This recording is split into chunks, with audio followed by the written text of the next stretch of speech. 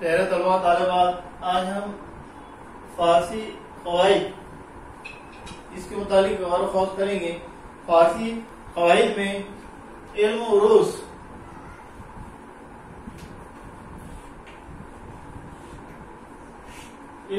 کیا ہے یا یہ کیسے عمل میں آیا، اس کی اپنی تاریخ ہے، اس کے متعلق ہم آپ کو بتائیں گے۔ اس علم کا موجد خلیل بن احمد بتایا جاتا ہے، کہے گا علم عروض کا۔ وجہ تسمیہ اس کی یہ ہے کہ اس علم کے ایجاد کرنے کے وقت وہ مکہ معظمہ میں تھا، اور چونکہ عروض خانہ کعبہ کا ایک نام ہے، اس لیے تیمن و تبرکن اس علم کو اس نے کعبہ معظمہ کے نام سے موسوم کیا، یعنی اس نے نام دیا۔ بعض لوگ کہتے ہیں کہ اس علم کو فن عروض اس لیے کہتے ہیں کہ شعر کو اس پر عرض کرتے ہیں، یعنی شعر کو اس سے جانتے ہیں تاکہ موضوع اور غیر موضوع میں فرق معلوم ہو۔ اصطلاح میں عروض اس علم کو کہتے ہیں جس میں اشعار کے اوزان اور ان میں جو تبدیلیاں واقع ہوں ان سے بحث کی جائے۔ دراصل ہماری مراد شاعری سے ہے کہ شعر و شاعری جو اپنے آپ میں ایک فن ہے، ہنر ہے، لیکن ہم سبھی جانتے ہیں کہ دنیا کے اندر ہر علم سیکھنے کے کچھ اصول ہوتے ہیں، ضابطے ہوتے ہیں۔ تو ایسے ہی شعر و شاعری کو سمجھنے کے لیے، اس کو سیکھنے کے لیے اس کے کچھ اصول و ضابطے ہیں جن میں علم عروض یہ بہت زیادہ اہمیت رکھتا ہے۔ اب اس کا دائرہ، اس میں آنے والے عوامل، اس کے متعلق دیکھ رہے ہیں۔ شعر،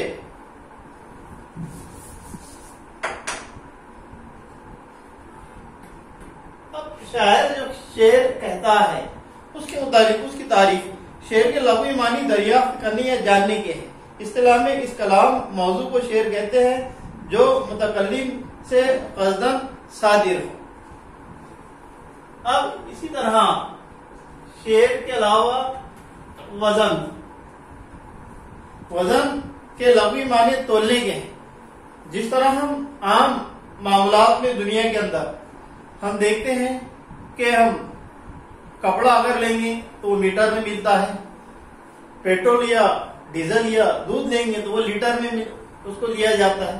تو اسی طرح شعر جو ہے اس کے لیے کیا پیمانہ ہے، تو اس کے اوزان ہے یعنی وزن، اور وہ وزن یعنی کیا، بہرے، اس کے علاوہ تختی۔ تو اب فارسی ادب کے علاوہ اردو، انگریزی، ہندی، مراٹھی، سنسکرت، اس میں بھی ہم دیکھتے ہیں کہ 7 سر جو ہوتے ہیں، سا رے گا ما پا دھا نی۔ اب اس میں میں آپ کو جو کہہ رہا ہوں تو یہ میں آپ کو مطلب اپنے روانی یا جس انداز میں کہہ رہا ہوں یہ نثر کا انداز ہوا، لیکن جو گائیکی ہوتی ہے اس میں ایک ترنم ہوتا ہے یا میلوڈی جس کو کہیں گے، وہ بات بیان کرنے میں کچھ اور ہی لگتا ہے، کیونکہ اس میں انسان کو لطف آتا ہے، ایک مزہ آتا ہے، اسی کا نام تو فن ہے۔ تو شعر و شاعری سے متعلق یہ تمام اس کی باریکیاں ہیں جس پر ہم غور و خوض کر رہے ہیں۔ تو اس طرح وزن کے لغوی معنی تولنے کے ہیں۔ اصطلاح میں 2 کلموں کی حرکت اور سکون میں برابر ہونے کو وزن کہتے ہیں۔ تو دراصل شعر کے اندر جو الفاظ، ایسے کون سے الفاظ ہوتے ہیں جو لکھے تو جاتے ہیں لیکن وہ زائد کہلاتے ہیں، یا جس کو ہم یوں کہتے ہیں سکون یا حرکت دونوں عمل ہوتا ہے اس کے اندر، تو اس کے متعلق ہم غور و خوض کریں گے۔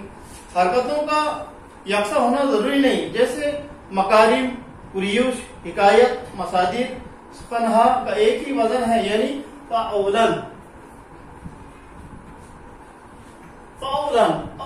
جو ہے یہ وزن ہے۔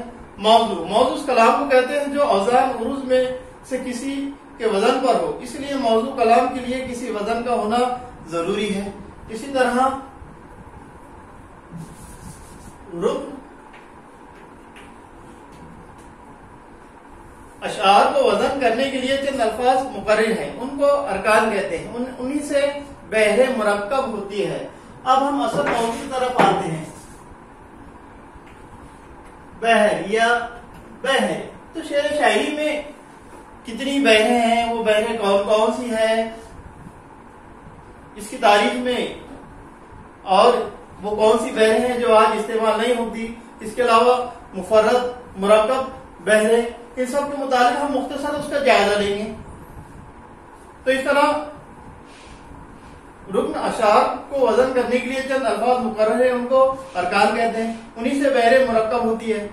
ارکان کی تعداد 8 ہیں, جیسے فعولن, فاعلن, مفاعلن, مستافلن, مفاعتلن, متفاعلن, فعلتن. مفعولات ارکان کو اصول, اوزان, تفاعل, افاعل اور اوزان عروض کہتے ہیں. دراصل پہلے طلبہ و طالبات, یہ تو ہمارا 11ویں اور 12ویں کا کورس ہے. اس میں صرف آپ کو 2 ہی گردانے, اس کے متعلق آپ کی یہ نصابی کتاب جو ہے اس میں دیا گیا. اس میں بحر متقارب مسمن سالم اور بحر حضرت مسمن سالم. لیکن اگر آپ علم و ادب سے انسیت رکھتے ہیں اور جب آپ اعلیٰ تعلیم حاصل کریں گے تو یقیناً آپ کو انہی بحروں سے, یا یہ بحریں کیسے وجود میں آئی, یہ اس کو ہم کس طرح جو ہے سیکھ سکتے ہیں, یا اس کی مشق کیسے کر سکتے ہیں, اس لیے ہم اس کا پورا جائزہ لے لیں گے. تو اس طرح ارکان کو اصول, اوزان, تفاعل, افاعل اور اوزان عروض کہتے ہیں. تختی کے لفظی معنی جو ہے کتاب کرنے کے. تختی یعنی کاٹنا. جیسے میں نے آپ کو عام زبان میں بتایا کہ دنیا کے اندر جو طریقہ ہے لین دین کا, لیکن ہم یہاں شعر کی بات کہہ رہے ہیں یا شعر و ادب کی بات کہہ رہے ہیں. تو اس کے کچھ اصول و ضابطے ہیں جو ہمارے اسلاف ہے, زبان کے جو قائم کرنے والے ہیں, انہوں نے اس کو ترتیب دیا ہے. تختی کے لفظی معنی ٹکڑے کرنے کے ہیں. اصطلاح میں شعر کے ٹکڑے کر کے ارکان بحر کے مطابق کرنے کو کہتے ہیں. یعنی متحرک کے مقابلے میں متحرک اور ساکن کے مقابلے میں ساکن اجزاء حروف رکھے جاتے ہیں. تختی میں حروف ملفوظ کی تعداد اور حرکات اور سکون کا اعتبار کرتے ہیں. حروف اور حرکات کے مطابق ضروری نہیں کہ جیسے توتیے فاعلن کے وزن پر ہے اور چرانا فعولن کے وزن پر ہے اور ذہنیت کا وزن فاعلن ہے. تو اس طرح ہم آپ کو تختی کے متعلق بتائیں گے. اور اس سے پہلے ہم نے آپ کو بتایا کہ آپ کو نصاب میں صرف 2 ہی بحریں, اس کے متعلق غور و خوض کرنا ہے. اگر ہم 12ویں جماعت کی نصابی کتاب کے صفحہ نمبر 110 کے متعلق دیکھیں تو اس پر بھی آپ کو نظر آئیں گے یہ عروض. اب یہ عروض میں بحر متقارب مسمن سالم اور بحر حضرت مسمن سالم, یہ 2 ہی بحریں آپ کو دی ہوئی ہیں. اب یہاں پر بحر متقارب مسمن سالم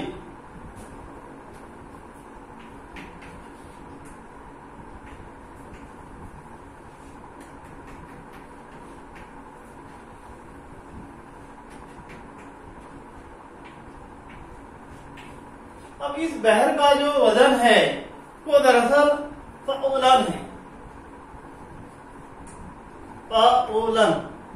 اب عام زبان میں اس کو سمجھنے کے لیے ہم کو ایک فارسی کا ایک شعر یا کئی اشعار جو ہے یہ اس کی سمجھنے کے لیے جو ہے اس کو جاننا ضروری ہے. سب سے پہلے اس کا وزن, اس بحر کا وزن جو ہے وہ فعولن ہے.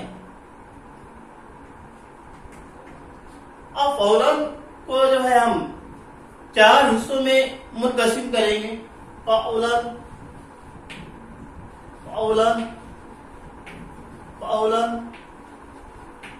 فعولن. اب ہماری نصابی اس کتاب میں علامہ اقبال کا ایک شعر ہے, بیاباں و کوثر و داغ آفریدی خیاباں و گلزار باغ آفریدم, کہ علامہ اقبال شاعر مشرق, انہوں نے اللہ رب العزت سے خطاب کیا, اللہ تعالیٰ کی تعریف کی. اور اسی طرح ہم انسان جنہیں اللہ تعالیٰ نے اشرف المخلوقات بنایا ہے, تو اللہ تعالیٰ کی عطا کردہ نعمتوں میں اللہ تعالیٰ نے جو ہم کو ذہن دیا, جو فہم و ادراک دی, جو سمجھ دی, تو اسی میں شاعر نے اس کے متعلق کہا کہ بیابا و کوثر و ذاق آفریدی, کہ اللہ تعالیٰ تو نے جو ہے بیابا یعنی جنگلات, کوثر یعنی پہاڑ اور راگ آفریدی یعنی بنائے, خیابا و گلزار و باغ آفریدم, اور میں نے جو ہے اسی بیابا کو جو ہے خیابا کو گلزار کیا, باغ بنایا. تو اس طرح یہ ایک شعر ہے. لیکن اس کو جو ہے اس کی جب ہم تختی کریں گے اور اس کو ہم بحر میں جب دیکھیں گے تو یہ بحر متقارب مسمى سالم کا ایک شعر ہے. اب اس شعر کو دیکھتے ہیں ہم.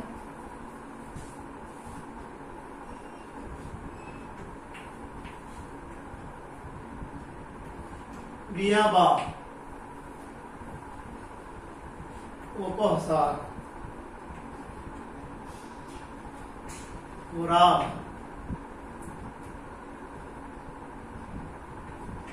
آفریدی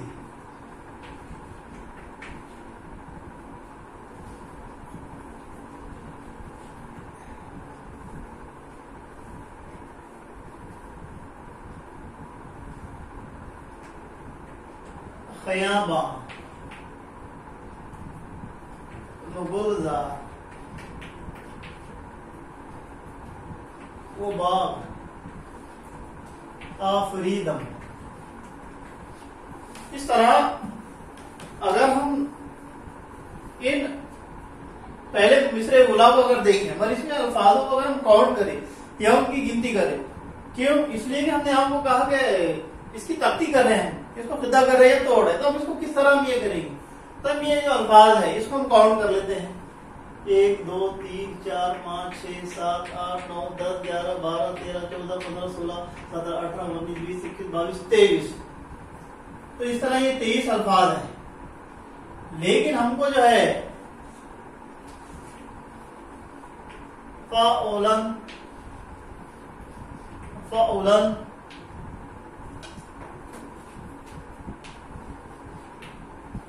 فاولن فاولن اس فریم کے حساب سے ہم کو 20 الفاظ آنا چاہیے. اور 20 الفاظ جو ہے کیسے ہوں گے بتا دیں ہم آپ کو. یہ فے عین واو لام نون یعنی یہ ہو گئے 5, پھر اس طرح یہ ہو گئے 5, یہ اس طرح ہو گئے 5 اور یہ اس طرح ہو گئے 5 یعنی 520.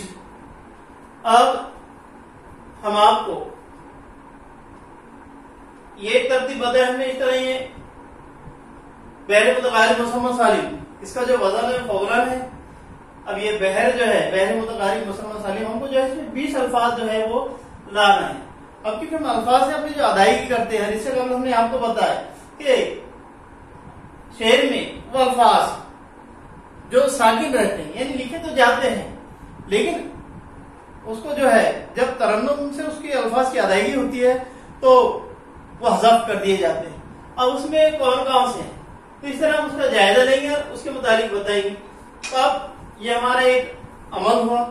اب اس شعر کو ہم جو ہے اس شعر کو ہم آپ کو باقاعدہ یہ گردان کیسی بنائی جاتی ہے اس کے متعلق بتا رہے ہیں.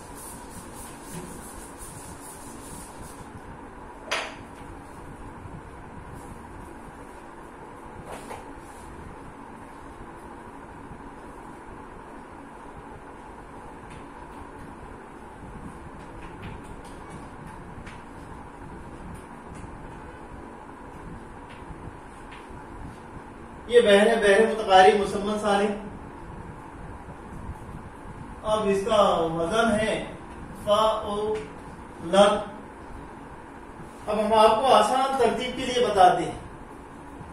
یہ اس طرح فعلی, اس کے بعد میں عین واو لام نون, یہ ایک لفظ ہوگا فاولن. فاولن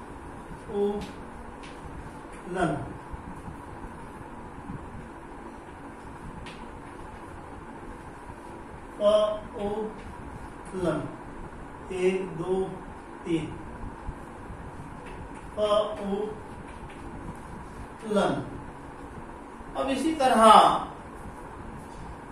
جو شعر ہوتا ہے مصرع اولیٰ اور مصرع ثانی یہ تو ہم آپ کو بتائیں لیکن پہلے شعر کر بتا دیتے.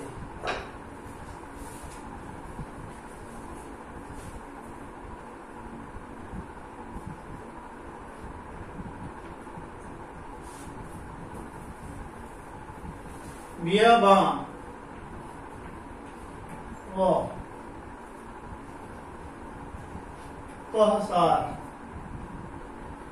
وراء آفریدی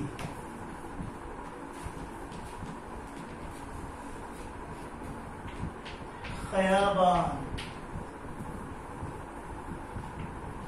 گلزار، وبا، آفریدم. تو پیارے طلباء طالبات، اب یہاں مصر غلام یا مصر ثانی میں ہم کس طرح جو ہے جو الفاظ کم ہو رہے ہیں اس کے متعلق دیکھیں گے. تو ہم دیکھتے ہیں بے یا با جو آیا، اب یہ ایک لفظ ہے تو اس کے لیے ایک ہی ہے. اب اتنا خیال رکھو آپ، یہ 5 ہے تو ہم کو 5 اس میں حروف کا استعمال کرنا پڑے گا.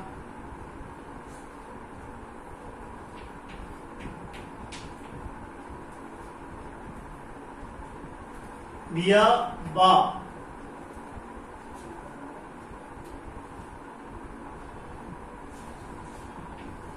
نو،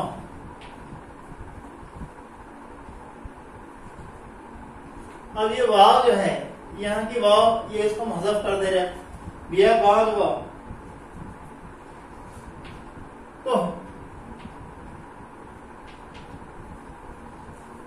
سا کو سا. اب یہ رے آئے گا تو یہ فا یا پھر ایک ہی لفظ ہے تو رے بھی ایک ہی آئے گا. یہاں آئین واو 2 ہے تو یہاں 2 آئیں گے. کو سا کرو، را غا. اب یہ علیمت جو ہے یہ 2 لفظ استعمال ہوتے ہیں کیونکہ یہ الف ممدودہ ہے. الف مقصورہ یہ نہیں ہے، جب الف ممدودہ آئی تو 2 لفظوں میں جو استعمال ہوگی. تو اس طرح الف ممدودہ یہ حذف کر دی جائے گی. کس طرح دیکھیے،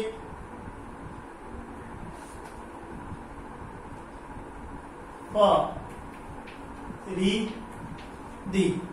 تو اس طرح یہ ہمارا پہلا مصرع یہ مکمل ہوا. لیکن اب اس میں ہم دیکھتے ہیں کہ یہاں جو ہمارے 23 الفاظ تھے 23 میں سے ہم نے 2 جو ہے مائنس کر دیے. اس طرح 20 یہ ہمارے الفاظ ہوئے. آپ کاؤنٹ کر سکتے ہیں، آپ کی نصابی کتاب میں 100 صفحہ 110 پہ دیکھ سکتے ہیں آپ. اب اس کا مصر ثانی خیا، تو خیا کی خے یا الف با نو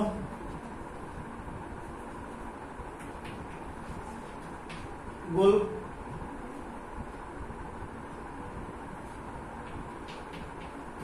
زا رو با غا فا ری دم. تو اس طرح اب یہاں بھی ہم دیکھتے ہیں کہ یہاں بھی جو ہے یہ خیابہ کی نون جو ہے یہ نون نہیں واو جو ہے یہ کم ہو گئی خیابان. اور اس طرح یہ اب یہاں پر بھی 23 الفاظ جیسے اس میں تو ہم نے کم کیا اور یہ 20 ہوئے. تو اس طرح ہماری یہ پہلی بحر متقارب مسمن سالم یہ بنانے کا طریقہ. اور اس کا سب سے آسان طریقہ جو ہے شعر کوئی بھی سب سے پہلے آپ شعر کے الفاظ جو ہے یہ کاؤنٹ کر لیجئے یا اس کو آپ گن لیجئے. اس کے بعد میں آپ کو جو ہے اگر 20 ہے تو کوئی پریشانی نہیں ہے، 20 ہے تو 20 کے 20 ہی فریم میں آ جائیں گے. اگر 19 ہے تو آپ کو اضافہ کرنا پڑے گا یعنی 20 کرنا پڑے گا. وزن کا مطلب وہی ہوتا ہے کہ برابری مساوات. تو اسی طرح شعر و شاعری میں بھی جو وزن ہے بہر کا تو وہ اسی طرح آئے گا. جیسے فولن ہے تو فولن کا جو وزن ہے بحر متقارب مسمن سالم جو بحر ہے اس کا وزن فولن ہے. تو فولن میں 5 الفاظ ہے تو 520 4 ارکان اس کے کریں گے تو 20 ہی ہونا چاہیے. اس میں کمی اور زیادتی نہیں ہوگی. ہاں شعر میں زیادہ ہو سکتے ہیں لیکن آپ کو 20 ہی کرنا ہے. اسی طرح ایک مثال ہم